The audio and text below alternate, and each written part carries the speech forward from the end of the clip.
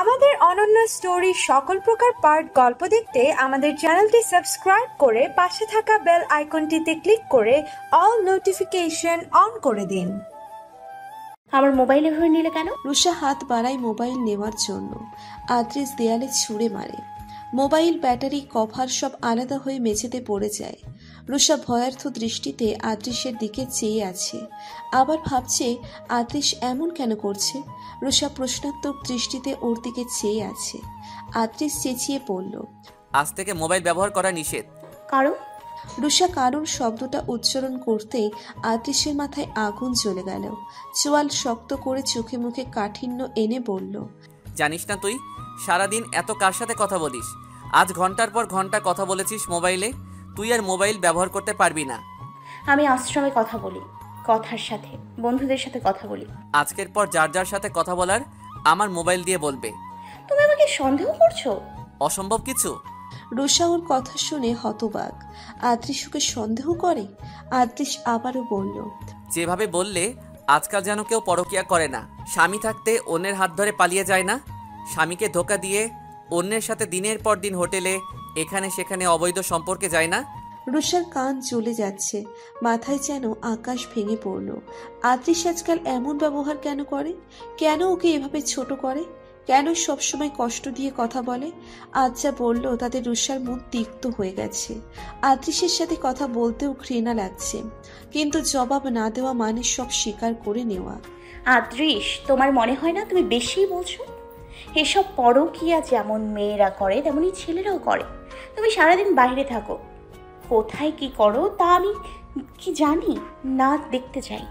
এমনও তো হতে পারে তুমি আমাকে দীর্ঘদিন ধরে ধোকা দিচ্ছ। রুষার কথা শুনে আদ্রিস ওর নাম ধরে চিৎকার করে হাত উঁচু করে মারার জন্য। রুষা হাতের দিকে চেয়ে আছে। আদ্রিস হাত নামিয়ে নিল।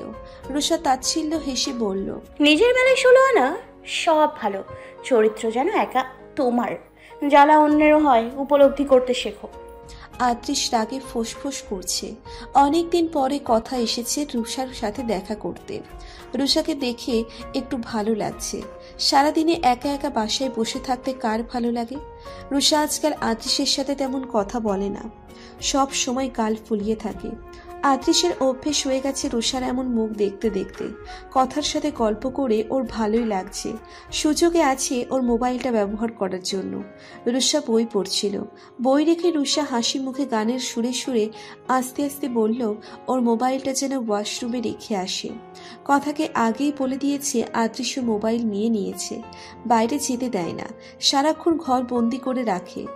কথা রুষার ফিসফিসানির কথা শুনে নার্ভাস হয়ে গেল। যদি ধরা পড়ে যায় তাহলে তো খবর আছে। আদ্রিস ওকে না মেরে দেয়। কথা অসহায় মুখ করে রুষার দিকে তাকালো। রুষা ইশারায় অনুনয় করছে। কথা ওয়াশরুমে যাওয়ার বাহানায় মোবাইল রেখে এলো। তারপর ওরা কিছুক্ষণ গল্প করে রুষা শাওয়ারের জন্য ওয়াশরুমে যায়। ওয়াশরুমে গিয়ে বড় করে শ্বাস নিয়ে মেসেজ করলো শানকে। এখানকার সব অবস্থা জানালো রুষা। রাতের বেলা খাবার টেবিলে রুষা আদ্রিসের অনেকটা দূরে বসে খাচ্ছে। দুজনের মধ্যেই দূরত্ব বিরাজ করছে, পাশাপাশি নীরবতা। কেউ কারোর সাথে আদুরে গলায় কথা বলে না, কারো হাতে খাওয়ার জন্য বায়না করে না, একসাথে বসে গল্প করে না। আদ্রিস খেতে খেতে জিজ্ঞেস করলো, কথার সাথে ফিসফিস করে কি কথা বলছিলে? রুষা চমকে আদ্রিসের দিকে তাকালো। আদ্রিসের এত সময় কি করে হয়? সব কিছুই কি করে দেখে? কোনো কিছুর কি চোখ এড়াই না? মোবাইলের ব্যাপারটা জেনে গেল না তো? কত কথাই তো বলেছি, তুমি কোনটা শুনতে চাইছো? বেশি ড্রামা করো না। তুমি নিশ্চয়ই গোপন কিছু বলেছিলে। তোমার বলার ধরন, কথার দৃষ্টি তাই বলছিল। রুষা খাওয়া থামিয়ে বলল, অদ্ভুত, এখন আমি কথার সাথে বসেও একটু শান্তিতে কথা বলতে পারবো না? তার জন্য কৈফিয়ত দিতে হবে? হাসি, আনন্দ, সুখ, শান্তি সবকিছু তো কেড়ে নিয়েছে। এখন এই জীবনটাই পড়ে আছে, আর কি চাইছো? এখন আমি ওর সাথে কি কথা বলেছি তাও হিসেব দিতে হবে। রুষা প্লেটে হাত ধুয়ে উঠে গেল। আদ্রিস ওর পিছনে পিছনে গেল। ঘরে গিয়ে রুষাকে চেপে ধরে বলল, আজকাল বড্ড মেজাজ দেখাচ্ছ তুমি। রুষা নয়, অন্য কোনো চরিত্রে ঢুকে পড়েছো। আমাকে হিসেব দিবে না তো কাকে দিবে? আজকাল তুমি আমার সাথে কুকুর বিড়ালের মতো ব্যবহার করছো। মানুষ মানুষের সাথে এমন করে না। এই বাড়ি নামক খাঁচায় বন্দি করে রেখেছো, মানসিক টর্চার করছো, প্রতিনিয়ত আমার দম বন্ধ হয়ে আসে। কি করেছি আমি? কিসের জন্য এমন ব্যবহার? কি করেছিস তুই জানিস না? তোকে বলতে হবে? মুখ বন্ধ করে থাক, নয়তো জিভ কেটে দেব। আদ্রিস রুষাকে ধাক্কা মেরে বিছানায় ফেলে দিল। রুষার চোখ গিয়ে আগুন বের হচ্ছে, মন চাইছে সব জ্বালিয়ে পুড়িয়ে দিতে। রুষা এক পাশে মুখ ঘুরিয়ে শুয়ে আছে, আদ্রিস অন্য পাশে।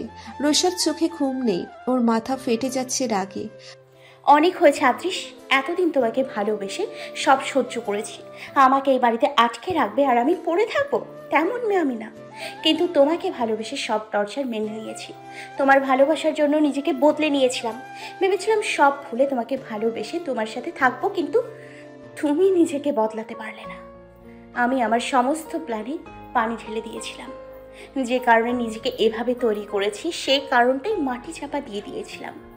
লাইফের এত বড় রিস্ক নিয়েছিলাম, লক্ষ্য থেকে সরে এসেছিলাম, সব মাটি চাপা দিয়ে তোমার সাথে বাঁচতে চাইছিলাম, কিন্তু বিনিময়ে তোমার কাছ থেকে কিছুই পাইনি। তুমি আমাকে ভালোই বাসো না, তুমি ভালোবাসার নামে অভিনয় করে গেছো। তুমি আমাকে বোকা বানিয়েছো, অনেক বড় গেম খেলছো আমার আড়ালে। আর আমি এত বোকা যে তোমার এই প্ল্যান ধরতেই পারিনি। সব ভালোই ভেবে এসছি। তুমি কি করতে চাইছো আদ্রিস? তোমার মাথায় কি চলছে? আমাকে নিয়ে কোনো গেম খেলছো? আজ থেকে তোমার আর আমার পথ আলাদা আদ্রিস। আমাকে আর বোকা বানাতে পারবে না। আমি জানি তুমি আমার সম্পর্কে অনেক কিছু জেনে গেছো, এতদিন ধরে অভিনয় করেছো। মেইন প্ল্যান এক্সিকিউট করার সময় চলে এসছে। সকাল থেকে ঘন ঘন বমি আর মাথা ঘুরে যাওয়ার কারণে রুষার মনে কু ডাকছে। এখন তিক্ত সম্পর্ক হলেও মাসখানেক আগেও মধুর সম্পর্ক ছিল ওদের। রুষার মাথা আরো যন্ত্রণা করছে, কেমন ভন ভন করছে, চারিদিকে সবকিছু ওলট পালট হয়ে যাচ্ছে। হঠাৎ করে রুষা মেঝেতে পড়ে অজ্ঞান হয়ে গেল। জ্ঞান ফেরার পরে একজন মহিলা ডাক্তারকে দেখল। তিনি মিষ্টি হেসে উঠে বাইরে গেল। রুষাও বিছানা থেকে নেমে গেল। বাইরে কথার শব্দ শোনা যাচ্ছে। এসব শুনে রুষার পুরো পৃথিবী অন্ধকার হয়ে গেল। জীবন ওর সাথে কি খেলা খেলছে বুঝতে পারছে না। যেখানে ওর জীবনের সিকিউরিটি নেই, সেখানে একটা বাচ্চাকে কি করে জন্ম দিবে? আদ্রিসের মতো একটা ক্রিমিনাল, খুনি, সাইকো আর রুষার মতো প্রতিশোধ নেওয়ার জন্য বদ্ধ উন্মাদ মানুষ কি করে ওর বাবা মা হতে পারে? যারা একে অপরের শত্রু, একে অপরের বিরুদ্ধে ছক কষে যাচ্ছে, তারা ওকে কি সুন্দর জীবন দিতে পারবে? কি করে দেবে? রুষা নিজেই আগুনে ঝাঁপ দিয়ে বসে আছে। আস্তে আস্তে পুরো ছাই হয়ে যাবে যেখানে বাচ্চা। আর আদ্রিসকে নিজের সন্তানকে বাঁচতে দেবে? আদ্রিস বাচ্চা আসার কথা শুনে খুশিতে পাগল হয়ে যাচ্ছে। ও বাবা হবে, একটা পরিবার হবে, ওকে বাবা বাবা বলে ডাকবে। এসব ভাবতেই ভেতরে কেমন একটা শিহরণ বয়ে যাচ্ছে। দ্রুত ঘরে এলো। রুষাকে দরজার সামনে দাঁড়িয়ে থাকতে দেখলো। ওর মুখ ফ্যাকাশে। রুষার ফ্যাকাশে মুখ দেখে আদ্রিস প্রশ্নাত্মক দৃষ্টিতে চেয়ে আছে। আমার বাচ্চা চাই না। রুষা খুব সহজ আর স্বাভাবিকভাবেই কথাটা বলল, কিন্তু ওর এই কথা আদ্রিস ঠিক হজম করতে পারল না। রুষা ঠান্ডা মাথায় এই ছোট্ট কথা দ্বারা বড় একটা খুন করে ফেলল। আদ্রিসের চোখে মুখে যে খুশির আভা ফুটে উঠেছিল, নিমেষেই তা মুছে গেল। ওর চোখ মুখ শক্ত আকার ধারণ করলো। দু পা এগিয়ে ওর কাছে গিয়ে বলল, বাচ্চা চাই না মানে কি? মানেটা খুব সহজ, আমি বাচ্চা চাই না। কেন চাও না? হ্যাঁ, কেন চাইবো? আমি এই বাচ্চা জন্ম দিতে পারবো। কেন পারবে না? সমস্যাটা কোথায়? বাচ্চা জন্ম দেওয়ার জন্য আমি বেঁচে থাকবো তো? তোমার শত্রুরা আমাকে বাঁচতে দেবে? বিশেষ করে জারিফ। আদ্রিস সাথে সাথে বলল, জারিফকে আমি মেরে ফেলেছি, তুমি এখন সেফ। রুষা মৃদু হাসল। আদ্রিস তাহলে ওকে এতদিনের জারিফের ব্যাপারে মিথ্যে বলেছে? জারিফ না হয় মরে গেছে, তোমার কি শত্রুর অভাব? আমার জীবনের গ্যারান্টি আছে। আদ্রিস রুষার দুহাত ধরে নরম কণ্ঠে বলল, রুষা, কেউ তোমার ছায়াও ছুঁতে পারবে না।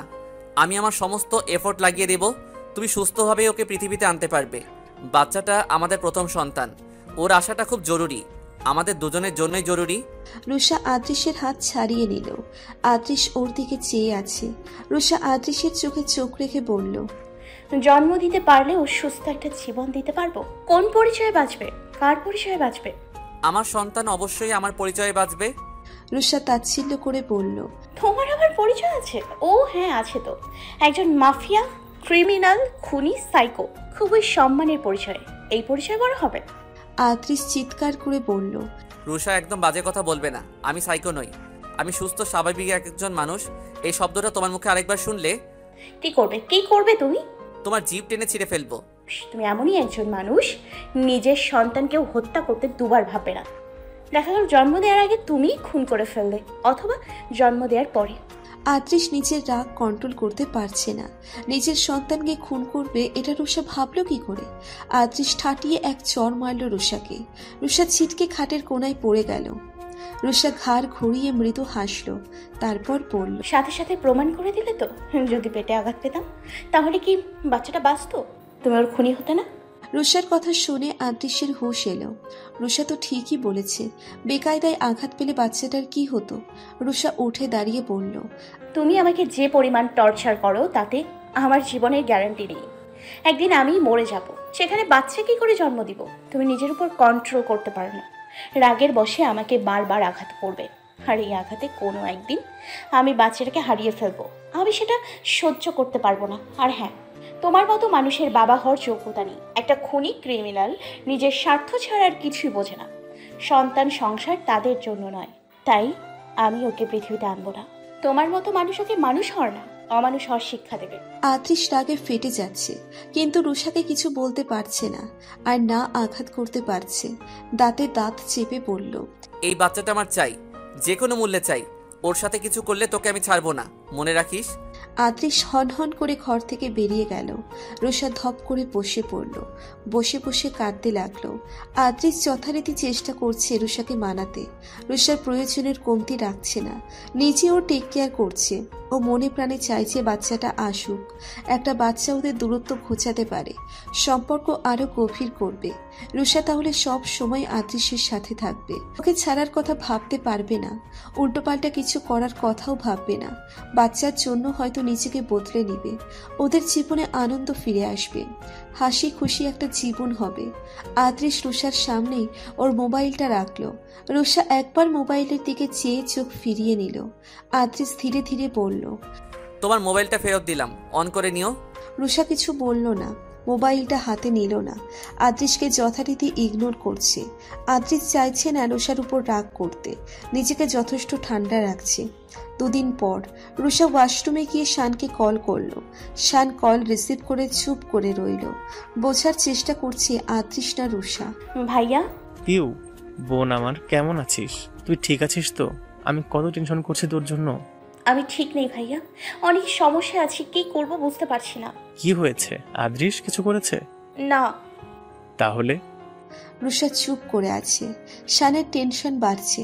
রুষা নতুন করে কি গন্ডগোল বাঁধালো তাই ভাবছে। পিউ, কথা বল, আমার টেনশন হচ্ছে। রুষা নিচু স্বরে বলল, ভাইয়া আমি প্রেগনেন্ট। শানের পায়ের নিচ থেকে মাটি সরে গেল বোনের কথা শুনে। স্তব্ধ হয়ে আছে। ওর বোন প্রেগনেন্ট, যে কিনা শত্রু নিধন করতে গেছে, সে এখন শত্রুর বংশধর নিজের পেটে বহন করছে। শান তোতলাতে তোতলাতে বলল, কি বলছিস পিউ? হ্যাঁ ভাইয়া। শান গর্জে উঠে চিৎকার করে বলল, তুই এই জন্য গিয়েছিস আদ্রিসের সন্তানের মা? ছি, তোকে আমি বারবার সাবধান করেছি, শুনিসনি আমার কথা? ওই খুনিটার সন্তানের মা হয়ে ওই বাড়িতে থাকবি? ওর সাথে সংসার কর, ওর সন্তান লালন পালন কর, আমাকে ভাই বলে পরিচয় দিবি না। আমি মরে গেছি তোর জন্য, এটাই মনে করবি। আমার তোর মতো বোনের কোনো দরকার নেই। রুষা ফুপিয়ে কেঁদে উঠল। ভাইয়া এভাবে বলো না, তুমি ছাড়া আমার আর কেউ নেই। আমি কাকে বলবো নিজের কষ্টের কথা, সমস্যার কথা? রুষা লজ্জায় অনুতাপে কষ্টে কাঁদতে লাগলো। শান নিজেকে শান্ত করে বলল, তোকে চলে আসতেও বলতে পারছি না, কারণ তুই তোর লক্ষ্যের পথে অনেকটা এগিয়ে গিয়েছিস। এতদিন এত কষ্ট করেছিস, আমার পরামর্শ বাচ্চারা নষ্ট করে ফেল, তারপর নিজের কাজ শেষ করে চলে আয়, আমি সব ম্যানেজ করে দেব। রুষার নিজেকে অসহায় লাগছে, কি করবে বুঝতে পারছে না। বাচ্চা নষ্ট করে ফেলবো? আমার বাচ্চা? শান আবারও চিৎকার করে উঠল। ভুলে গেছিস তুই সব? ভুলে গেছিস ও আমাদের সাথে কি করেছে? আমাদের পরিবারটা ধ্বংস করে দিয়েছে। সেসব দিন ভুলে গেছিস? কতটা ছটফট করেছি আমরা, কত কেঁদেছি, চিৎকার করে কেঁদেছি, আর্তনাদ করেছি, কত অসহায় ছিলাম। এখনো আমি কিছুই ভুলিনি, অথচ তুই সব ভুলে বসে আছিস। তোর ভাইয়ের সাথে, ভাবির সাথে, তার অনাগত সন্তানের সাথে কি করেছে সব ভুলে গেছিস। একটা বাচ্চা আমাদের বাড়ি মাতিয়ে রাখার কথা ছিল, কিন্তু সে এখন তার মায়ের সঙ্গে কবরবাসী হয়ে গেছে। ভাই ভাবিকে তো বাবা মায়ের মতো মানতিস, তাদের কথা ভুলে গেলি। কত তপস্যার পর একটা বাচ্চা দিয়েছিল আল্লাহ, সেটাও কেড়ে নিয়েছে ওই আদ্রিস। মৃত মানুষের মতো বেঁচে আছি, হাসতে ভুলে গেছি পিউ। কতটা অসহায় হয়ে গেছি। তুই সেদিন চিৎকার করে কি বলেছিলি, কি প্রতিজ্ঞা করেছিলি, সব ভুলে গেছিস পিউ, এত তাড়াতাড়ি। শান কাঁদছে, রুষাও ওর সাথে কাঁদছে। সেসব দিনের কথা ওর চোখের সামনে ভেসে উঠছে। নিজেকে সামলাতে পারছে না রুষা। মেঝেতে বসে পড়ল। ভয়ানক লোমহর্ষক পরিস্থিতির মধ্য দিয়ে এতগুলো দিন পার করে গেছে। না ভাইয়া, কিছুই ভুলিনি। আমি প্রতিশোধ নেব, সব কিছুর প্রতিশোধ নেব। আমি আমার প্রতিজ্ঞা পূরণ করব। আমার ভাই ভাবি তাদের অনাগত সন্তানের সাথে হওয়া অন্যায় প্রতিশোধ।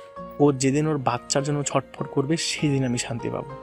এখন কি করবি তা তুই ভালো জানিস। আদ্রিশ বলেছে যে কোনো মূল্যে ওর বাচ্চা চাই। বাচ্চার কিছু হলে আমাকে ছাড়বে না। আমি কি করব? ওর যন্ত্রণা তাহলে শুরু হয়ে গেছে। তুই এমন কিছু কর যাতে দায়ভার তোর উপর না পড়ে। ঠিক আছে, আমি কিছু ভাবছি। রুষা কল কেটে থম মেরে বসে রইল। ওর মাথা কাজ করছে না। গ্যালারি থেকে এই ভাবির একটা পিক বের করলো। দুইজনকে একসাথে কত সুন্দর লাগছে, কত সুখী ছিল ওরা। ওদের কত ভালোবাসা স্বপ্ন ছিল।